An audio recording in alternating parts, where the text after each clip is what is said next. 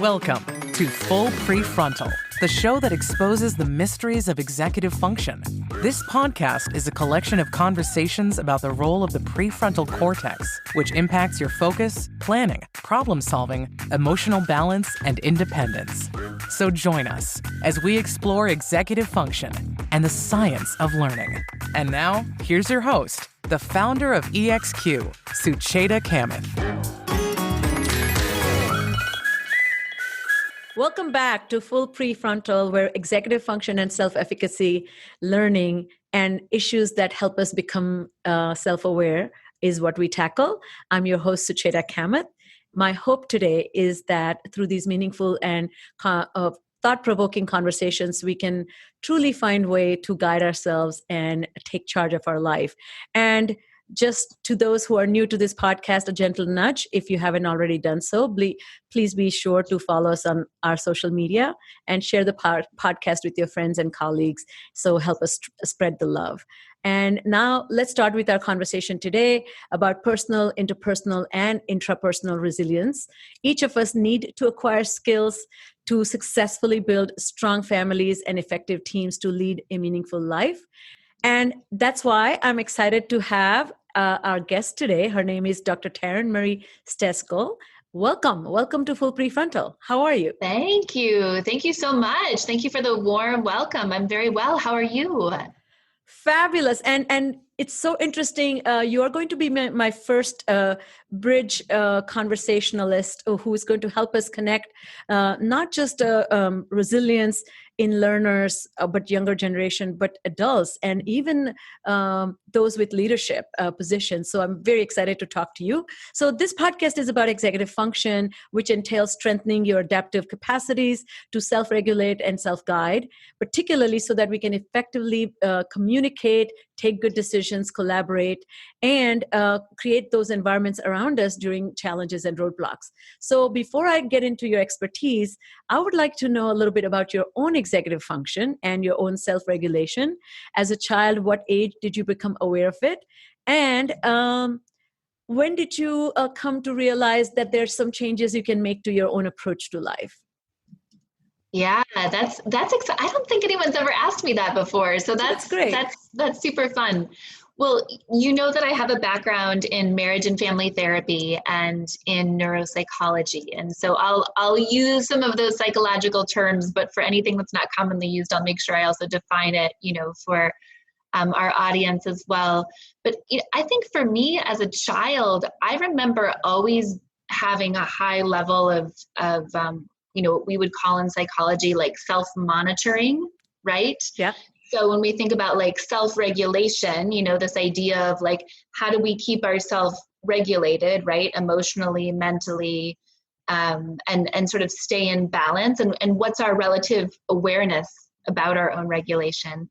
And then this idea for me that's coming up as you're asking me this question, like self-monitoring, right, is this idea of monitoring ourselves internally and projecting ourselves mentally into the shoes or into the experience of the other person and thinking about, I'm acting one way, how is that coming across, right, to the other person, this idea of self-monitoring. So I would say I'm still very high on self-monitoring. And of course, there's costs and benefits to that, as there are with anything. But as a child, I remember very early on thinking about, even at 4 or 5, like preschool, kindergarten, thinking about how is this person experiencing me and what do I need to do differently in order to affect the outcome that I want to have or to make them like me or something of that nature. And, I think that's also consequent to the environment that I grew up in. I grew up with parents who are very loving and, I think really desired to do the right thing for my brother and I. And when my brother was born, when I was 3.5, it was like he had maybe more needs or more concerns that my parents felt like they had to attend to. Mm-hmm. And so, my mom would say like, oh, I need to feed your brother, like breastfeed him when he was a baby. Can you go over here and just like play by yourself or something like that. And so I think that started with this idea of self-monitoring, where I would think about, am I playing quietly enough? Am I being disruptive? Am I being helpful to my mom? How is she experiencing this? So that's, Well, she's very lucky because, of course, sounds like to me quite advanced growth and awareness on your part as a child. And she must have tremendously benefited to have such a mature child to take care of. Well, she's taking care of a baby. So I really appreciate that. I think it's so interesting. Your story just quickly reminded about my own, that I too had incredible social awareness and social understanding, and the way I was raised to have that at the forefront of my relationship with people. And that aspect of self-regulation where you have to somehow put your needs a little bit on the back burner so that there's a collective collaboration between you and the others was a top priority as a culture and as a family. And that really created, there are some disadvantages to that, as you know. But it does create a great sense of willingness to work with people, and particularly difficult people. So that brings me to this great question, and I'm so excited to talk to you about, and particularly the way you frame and your own journey to come into this through the work that you have done with people with a traumatic brain injury, which is where I share your interest. You say that what you have a wonderful way of describing. Let's start with what resilience is not, which is it's not merely bouncing back. And I hate that way of using an elastic rubber band and saying, bouncing back, returning to former shape. It's a very, very superficial way to understand. So would you help define for our audience what is resilience? And another thing I was thinking about as you talk about this, does resilience look different in different stages or age group? So that can we bring these principles of resilience as we talk to this adaptive adjustment that adults have to do versus children have to learn? Absolutely. Yeah. Did you see that Rubbermaid commercial? I'm trying to remember when this was, Sucheta. Do you remember the Rubbermaid commercials, like a Rubbermaid trash can? Yes. Do you remember the car would drive in, it would like dent the trash can, and then the car would, reverse, and the trash, the Rubbermaid trash, it would like spring return to form. Yes, I remember.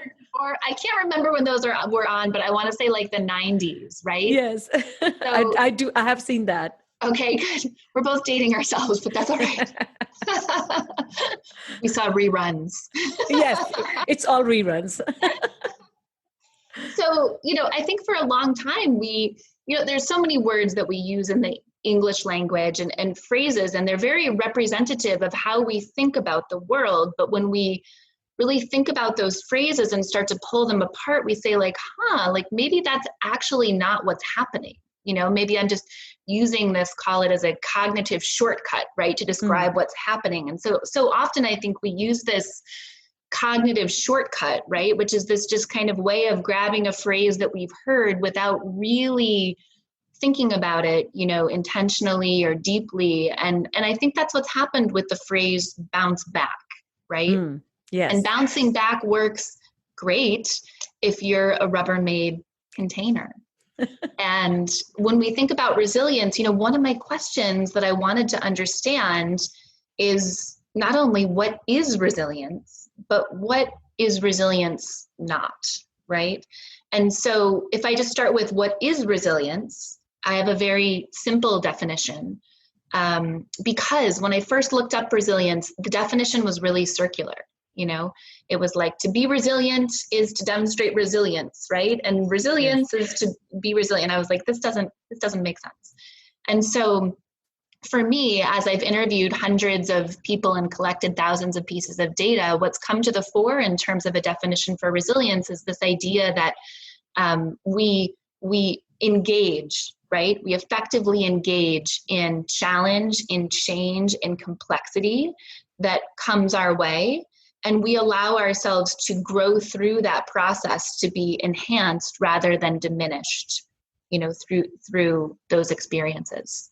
So and I really like what you're saying there is there's an active, it's a verb, it's an action. It's not something that done to you. Like the Rubbermaid containers sounded like it didn't do anything. There was no volition on the part of the container to come to form. And second thing, I think important thing you're distinguishing, which speaks to my heart, is this, that an adverse or any interaction with the world that provokes challenge leaves its mark. And we should be really acknowledge that. We shouldn't be mark free, because then we are trying to say, I am exactly the way I was and nothing has affected me. That's not at all resilience, right? Exactly. I mean, I think your comment has really kind of teed up this second part in a really perfect way, which is this, this idea that, well, first of all, kind of going back to how we think about language, I intentionally use the word challenge, right? And the reason that I do that, so my research is based on asking a really simple but really powerful question, which is, and we can do this, you and I, Sucheta, and we can also have our audience do this, right? Like in this moment. So for those of you that are listening. And so the question is, think of a time where you have faced a significant challenge, right? In that moment of significant challenge. And by the way, challenge is intentional because a challenge can be good or a challenge can be adverse. And typically, spoiler alert, it's never just one or the other, right? Yes. It's a both, right? Yes. A new baby is a challenge, right? Challenge. A medical diagnosis is a challenge, and there's parts of that are incredibly adverse, and there are parts of that turn out to be incredibly positive as well. So anyway, so we're thinking about a time where we've effectively faced a challenge, a significant challenge, right? So we think about the significant challenge. How did we effectively address that challenge? And then what I wanted to understand from people was what behaviors did they employ, right? So our nervous system, when we're in a moment of challenge or change or complexity, right?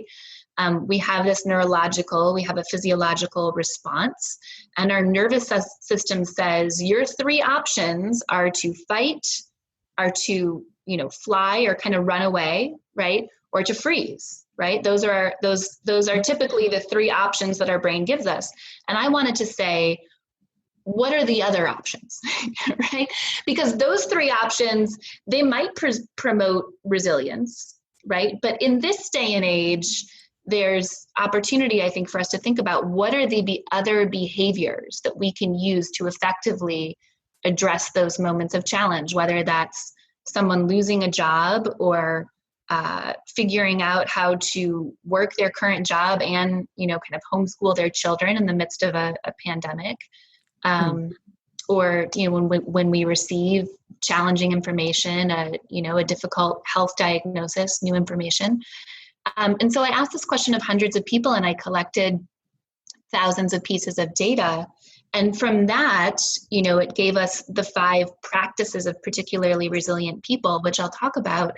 But first, it also helped me define what resilience is, and also what resilience isn't. And so what came out of that was the three myths of resilience, right? Accompanied by the 3 truths. And so the 3 myths are just what we're talking about, which is the first myth is we bounce back, right? That's the myth. So the truth is we bounce forward. I love that. Yes. Right. And because to your point earlier, I love how you said this, we are fundamentally and forever changed by every experience we have.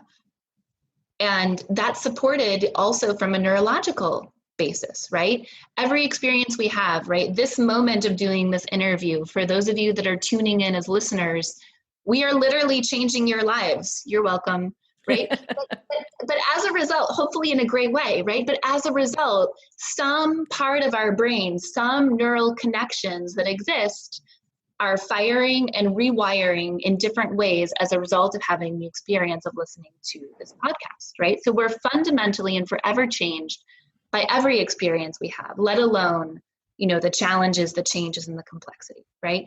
And so this idea of going back to a prior state doesn't exist. Yeah. And it doesn't even make sense, because what are we going to do by going back to be ignorant, going back to not having a baby? I mean, it's literally a fantasy at that point. It is moving forward and for better. Yeah, it completely makes sense to me. Often, I think one of the things that's come up in the midst of the pandemic, and I think it's important to speak to this, is this idea, so many people are saying, and I'm sure you've heard this, Sucheta, and for many of you listening, so many people are saying, when are we going to get back to normal, right? Like so many people, right, want to go back, right? And there are absolutely things about my old life that I miss too, right? Like I miss, the movie theater, and I miss, being able to travel without restriction and go on vacation. And, there's things that we miss about our prior life. But the idea is, from a resilience standpoint, it's like, let's not go rushing back to normal, right? Until we know what we're going back for, right? So to your point, how do we create this new future, this new existence, right? That's better than what we had before? Because by the way, I think we would also acknowledge there were a lot of things that weren't working, before the pandemic, right? There were a lot of things that were not working. So, but when we think about dispelling this myth of not bouncing back, of not going back to the way we were before, there's also an opportunity for us to then mark, right, what we've lost, to grieve what we've lost, to acknowledge what we've lost, and I think that's a really important part of the process. On the one hand, with the sort of bouncing forward versus back, like so many people have come to me and they've said, Taryn, I'm not resilient because I didn't go back to the way I was before the challenge, right? And so then I can dispel that myth and people feel better about themselves because they expect that they're not meant to be changed by challenge. We know we're changed. But when we talk about then bouncing forward, then the opportunity is to grieve, to mark, to acknowledge, to appreciate that as we do bounce forward in those moments of challenge, change, and complexity, there's also things that we leave behind. And Taryn, I really appreciate your compassion in the way you have thought about it, because I think there's a clinical and sterile way of understanding concepts of changes in the brain, changes in human behavior. But we have to ultimately think about what happens to people when they are in the midst of it. What happens to them when people are prodded and prompted to think about it and reflect on it. And one thing that stands out about this pandemic, for example, to your point, going back will be, first of all, you have to come to terms with somewhere that this is not going to happen. But secondly, if you think about the struggles and universality of it, cannot be more evident than any other thing people have experienced before. Mm-hmm. So let's say if you're a group of 10 friends and one person lost a job, 9 people could not relate to losing a job because their job was not lost. But now you and I can talk about our children having to go to school virtually, hybrid, or in person with a mask on. There is such a strong universality, and I feel that can really help us bridge towards that healing or acceptance through compassion and recognize that you are not alone suffering. So let's not make it about you, but also don't panic because you're not alone. There's so many people suffering the same way. And that can also give a lot of sense of courage, I think. I agree. One of the things that people tell me when I speak to, organizations or to teams on leadership, one of the exercises that we do, and this is adapted from an exercise that I don't know if you're familiar with Rachel Hollis, but she wrote, Girl, Stop Apologizing and Girl, Wash Your Face. She's great. And so this is an exercise that I was inspired by her work to create in my work.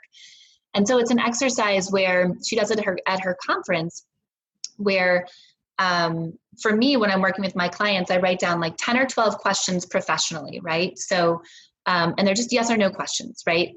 Things like, have you missed important events, right? Because you've had, because you've needed to focus on work, right? Mm-hmm. Or do you take work home with you in the evenings? Do you work on the weekends, right? Have you had a change in manager, right? And then also personal questions, right? Like, have you become a caregiver this year? Have you or someone that you know struggled with addiction, right? Have you lost a family member or a friend that was close to you in the last year, right? Like these kinds of questions, right?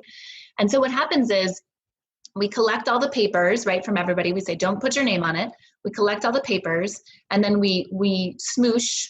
You know, this is a technical, I don't know if you guys are familiar, it's a technical neuropsychological leadership. To smoosh, right, means like to, you know. Crush it. Yeah, that's right. So we smoosh the papers together, we mix them all up, you know, so nobody knows where their paper is and, you know, whose paper they have, and we pass them back out. And then they unfold it, and then I read the questions, and then, you know, you're standing up for your colleague, or you're standing up, I love right, that, for someone on your team.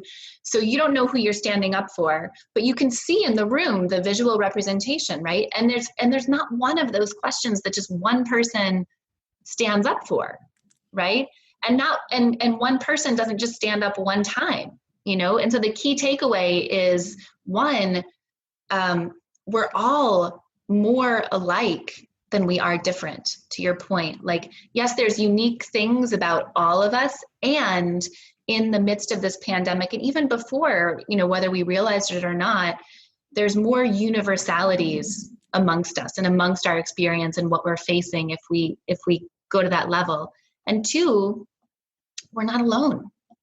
We're not alone. You know, it's so easy as human beings to think like no one else is facing this, no one else has ever faced this. You know, by the way, in psychology, we call this the adolescent fable, right? You know, when we're at, you know, when we take ourselves to a level of maturation, you know, where we're very adolescent, you know, oh, like no one else has ever had to deal with homeschool, right? No, everyone's dealing with homeschool. And so the opportunity is for us to remember in this moment, and to your point earlier, it's more evident than it ever has been before, not just within the United States, but like across the globe, that we have this universal shared experience and connection as humans. This reminds me of an exercise I do with children, or when I do my workshops with teachers, and it's foxes and rabbits. So the idea is that and these are not more complicated questions that you posed, but asking giving children two choices that, let's say, has anybody taken your pencil, or, you know, have you kind of misplaced your homework? So your answer is yes or no, but then you foxes is if that has happened to you, and rabbits if it hasn't. So when you take these questions and ask the students in the class to raise your fox or rabbit, now you begin to see, oh, whoa, well, apparently I was thinking I was the only one, and you begin to recognize that awareness that it is to have these experiences to be human, and then only then you can take the step forward. So tell us a little bit about now your 5-step principle. And I love the title of your book, and I love this idea of flourish or fold, the 5 practices of particularly resilient people. And please start. Tell us all the 5 stages and steps, and enrich us. Yeah, absolutely. I'll tell you everything. I'm going to tell you everything I know. Yeah. Before I tell you everything I know about the 5 practices of particularly resilient people, I'm just going to take us back for one moment to the myths and truths of resilience, because for those of you that are really paying attention, you know I said there were 3 myths and truths, and you know I only talked about one. So I don't want to be shysty and, you know, try to get something past you. Please, I'm so sorry. I missed that you did not get to the 2. Yes. Share with us. Thank you for keeping me on track. Yeah. So the first myth is that we bounce back, and the truth of resilience is that we bounce forward, right? The second myth is that resilience is fixed or finite, right? That we're only given a certain amount of resilience, or it's a dichotomy, right? Like I'm either resilient or I'm not resilient, right? And so that's the myth, that it's fixed or finite.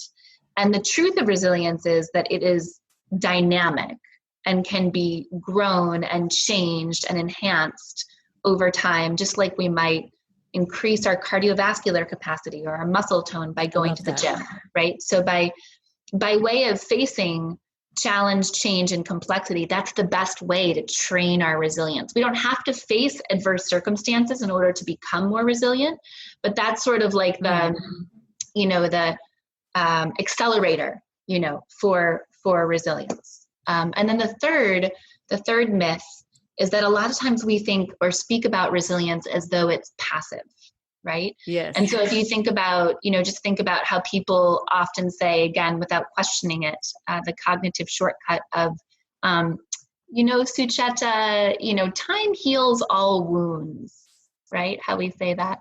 And so what that suggests is that all we need to do is to sit back and to wait for time to pass and everything's going to get better and feel better.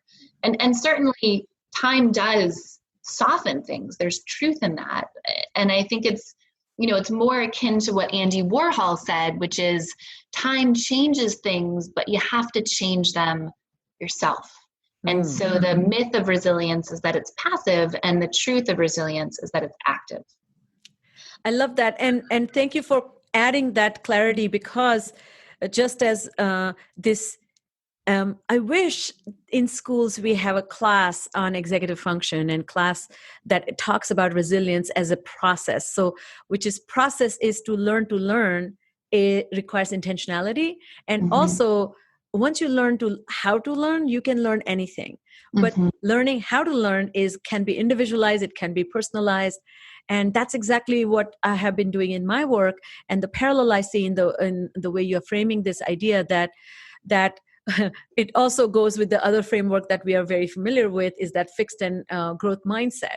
So if your approach to adversity is that, shoot, now I'm fired from my job, that's it. Well, people get fired, people get hired, but your goal is to maintain that you have a job, then getting fired and getting hired is part of that process. So I feel often, and speak to that if you can, that there is some sense of big picture that one needs to activate, the sense of gestalt. And those who see the bigger picture tend to demonstrate greater resilience. Is that what you have seen in your work? Yeah, there's a model for anyone who's read Option B by Adam Grant and Sheryl Sandberg. There's another well-known model of resilience that exists that they speak to in their book. And they talk about the extent to which people think, how people think about what happens to them, right? And so it's this idea of, let's see if I can remember all the P's, personal, right? Pervasive and permanent, right? And so those are the three P's, just in case you're not clear. Those are not the resilient. That's not the resilient side of the model, right? Yes. And so, when we make it personal, we say like, oh, there's a fault in me. There's something wrong with me. Bad things keep happening to me. Well, it's just because I'm, whatever, right? The negative things that we say to ourselves. So that's how we make it personal. These are the things not to do. Pervasive, right? Which means we're globalizing it, right? Like, to use your example of a job, right? Like, I've lost my job, and no one else is going to want to hire me. This is pervasive, right? Like, the entire job market is now saying no to me. Yes, is against me, right? And then the last one is permanent, right? So to the extent to which we say, and I will never get another job again. I will never have another opportunity again, right? And the point is, when we go through challenge, change, and complexity, especially in those like acute moments, right? Those moments like right when the event is happening, it's easy to jump into a personal attribution, a pervasive attribution, a permanent attribution, right? And that happens. But the point is not if it happens, right? But the point is to not stay there, right? To not allow yourself to stay there in terms of call it your cognition, the way that you think, that your mindset. It's okay if it happens at the beginning, and then, the opportunity, the resilient opportunity is to choose more resilient mindsets and behaviors to then be able to move forward. So now that you have helped us understand the myths about resilience and those who do fold because of these attitudes, and I had David Burns on my podcast a couple of episodes ago, and he talks about cognitive distortions and the 10 cognitive distortions, which is why we may be misleading ourselves. So, talk to us about your 5 principles, and how do you think our audience can understand this, and how can we, because one thing I love the way you have structured your research and understanding is everything you say is so very easy to understand why that makes sense, or rather it makes so much sense to me, and second, it's so easy to adapt. It's so easy to live by the principles you talk about. So that's why I'm very excited. So walk us through that. Thank you. Yeah. And I'll give a shout out. I had a mentor relatively early on at at Virginia Commonwealth Medical University when I was just starting my fellowship in neuropsychology. And, I came in like the first couple of days and I was meeting with people that had brain injuries and their family members. And after those meetings, he pulled me aside and he was like, look, these people have had brain injuries. I don't know if you noticed. And I was like, yeah. And he was like, and their family members, like some of them have a high degree of educational attainment, but many people, have a 4th grade reading level, right? Or maybe didn't graduate from high school, right? It's all kind of walks of life, when you're working in a clinical or a hospital setting. And so he said, look, you've got to figure out how to explain whatever's happening as though you're explaining it, to like an 8-year-old, right? And not in a condescending way, not in a pedantic way, but you can't use words like pedantic. Yes. And so, I really credit that experience where I went home and I said like, okay, how do I break this down? How do I explain it? And, I think we tend to make things more complicated sometimes than they really are. Yeah. I tend to use big words and like not even realize it. And so that's an opportunity for me to keep growing, to choose words that engage the broadest audience of I suffer from that. Learners possible, right? But it was learning, it was like, how do we take what we know and then explain it, to an 8-year-old? And I still believe that if we can't explain something in simple terms that anyone can understand, we probably don't understand it well enough yet. Yes. Right?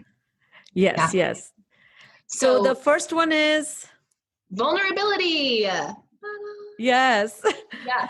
Brené Brown probably has now made that a common space word, which, as you and I know, being in this field or in this space, that is one of the simplest and most important rite of passage to come to terms with what you're dealing with. But I don't think recently I was in a meeting and talking to this white male in his 50s. I used the word with him, please be vulnerable. And he understood me.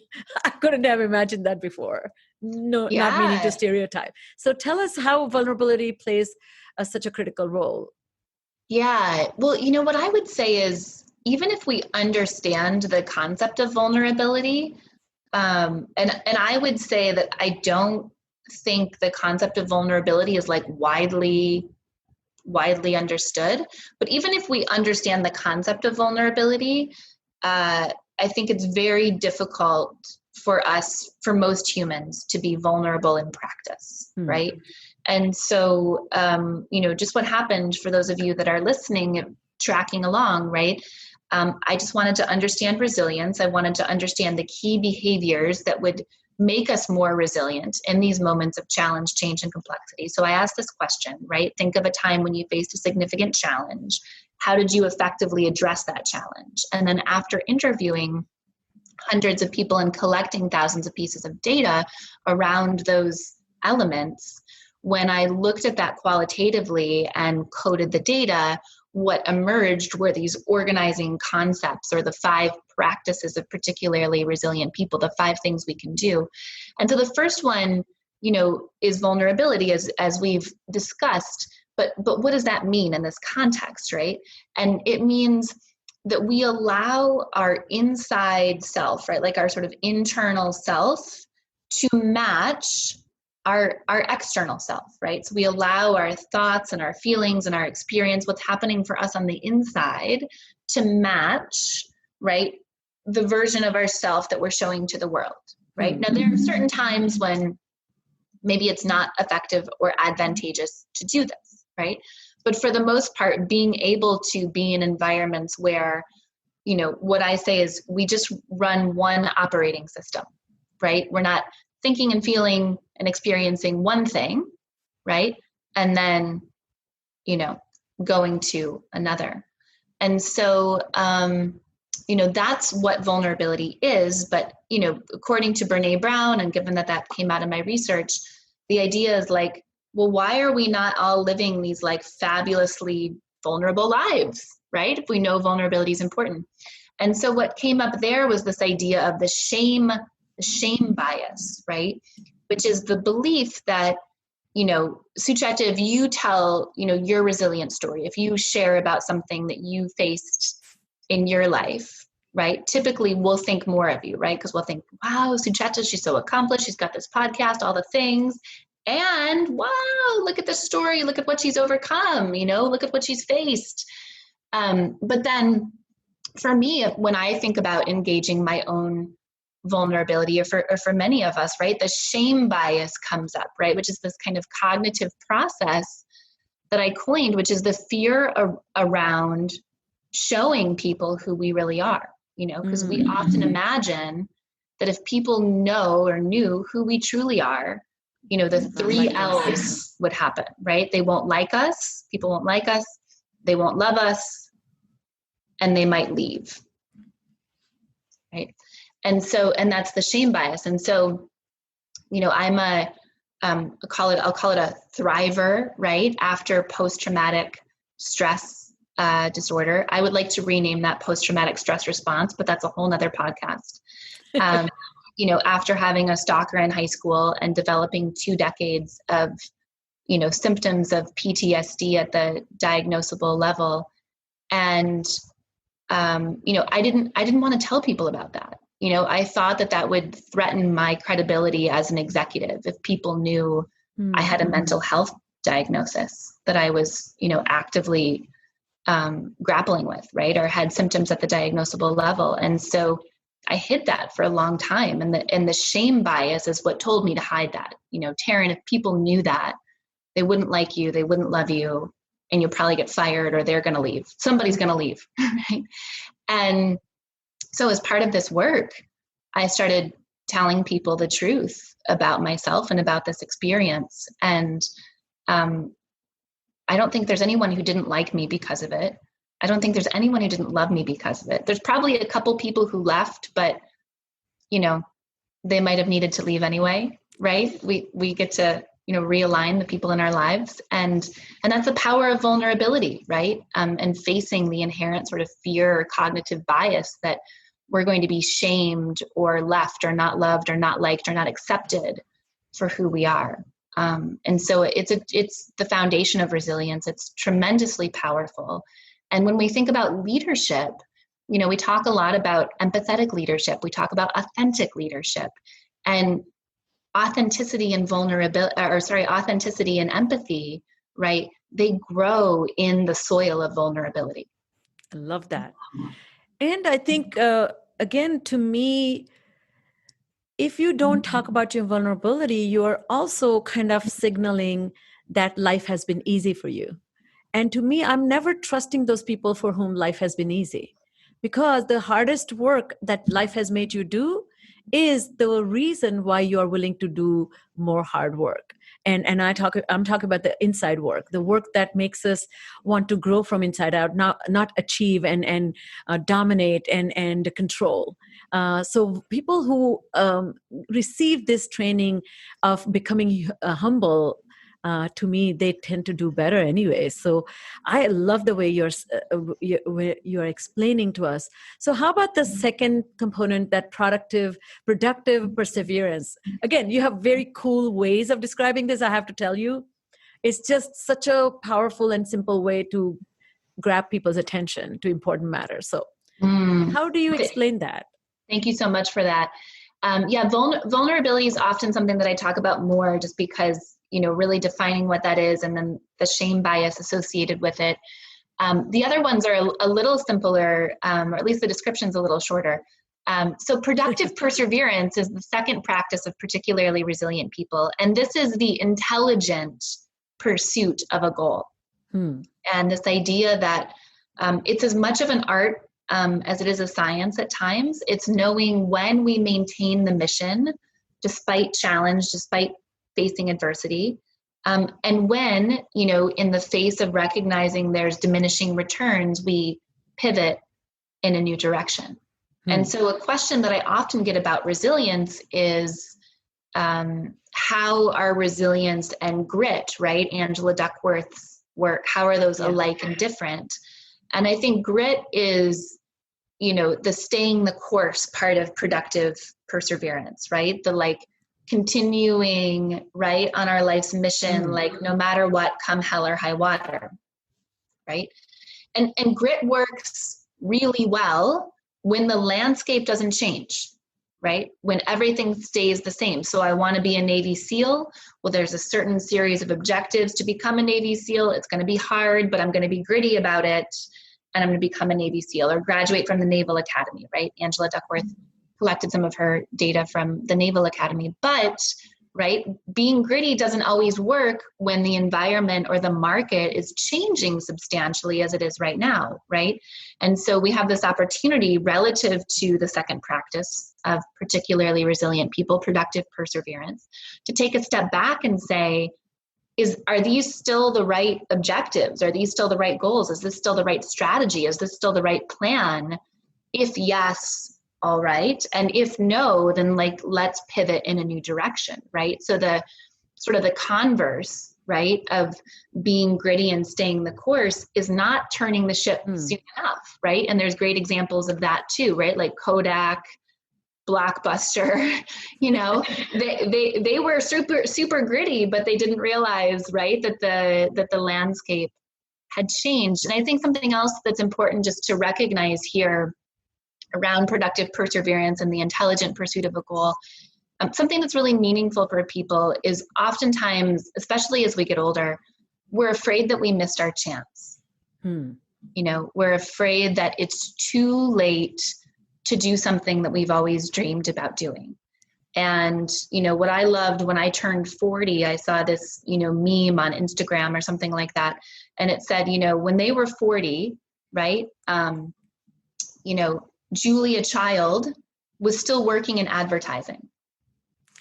Yes, I love that. Have you seen this? And, the founder of Kentucky Fried Chicken, right? He didn't found Kentucky Fried Chicken until he was in his, 60s, I think. Yes. Yeah. And, Stan Lee, right? The author of Marvel Comics and things like that, right? He just published his first comic when he was 40, and Malcolm Gladwell has a great article about this that I always go back to that was in the New Yorker a long time ago. And basically it's this idea that we equate precocity, right? That was a new word when I read Malcolm Gladwell's article, precocity, to be precocious, right? To be driven. Yes. We equate precocity, to be ambitious and driven with youthfulness, right? And with genius, right? If you figure it, if you're Doogie Howser, again, dating myself, right?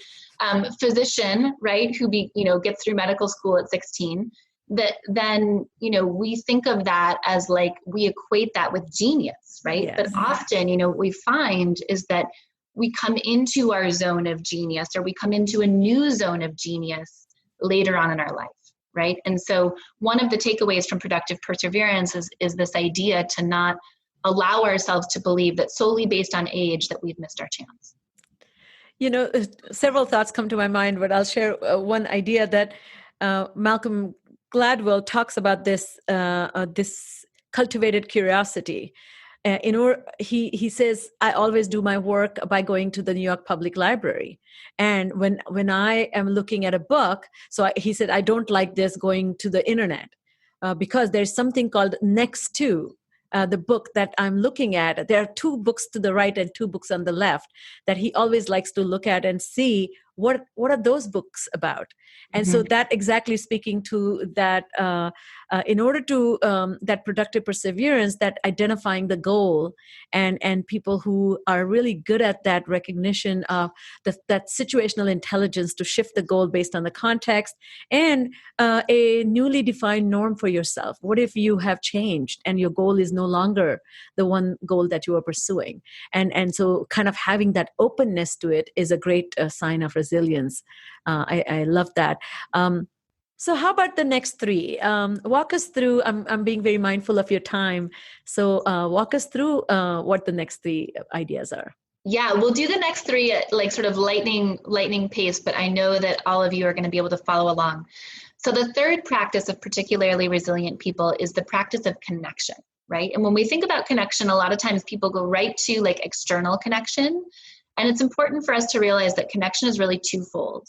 And the first part is the connection with ourselves, right? So learning to listen to ourselves, learning to trust ourselves, learning to listen to that still small voice within, learning to not abandon ourselves is incredibly important, that connection with ourselves. And, right, that's one fold, internal. The second fold is the connection that we have externally, right, with our neighbors, our friends, our family, our colleagues, and being able to draw strength and support and positivity from those connections. Yeah. Another thing about connections, to me, it's time and again, every part of research has talked about that the importance of connection. And to me, we are humans and we cannot survive without that social connectivity, and connections propel us to become better people, but also achieve more. So that can be a source of energy to adjust ourselves and so that we can forge forward, I guess. So that's great. How about the next one? I'll just say quickly, I think it's about not simply whether we have connection or not, but it's also about the quality of the connection that we have, right? And so there's this idea, this is not my own, that we become the average of the 5 people that we spend the most time with. And so it's about the quality of people that we also surround ourselves with. Because if I like to say, like, show me your friends and I'll show you your future. You're going to become the average of the 5 people that you spend the most time with. Yes, I love that. And so the next one you say gradiosity. Am I saying that right? Yeah, gradiosity. So this was a word that I made up. I love it. Apparently you can do that when you conduct qualitative research. And it was meant to really encompass this idea of what I was hearing from people. One, about gratitude, that they would look on the challenge that they had experienced. And even if, the challenge was thought of as adverse, right? Like some kind of health diagnosis or a job loss, that they would be able to look on that challenge over time, right? Like not in the moment, but over time, and to say, you know what, I can see the good in that. I can feel gratitude for having had that experience and how I was shaped by that. And then the second part is this idea of generosity, right? So then we share our resilient stories, we share our lessons generously with others so that they have the opportunity to learn vicariously through our experience.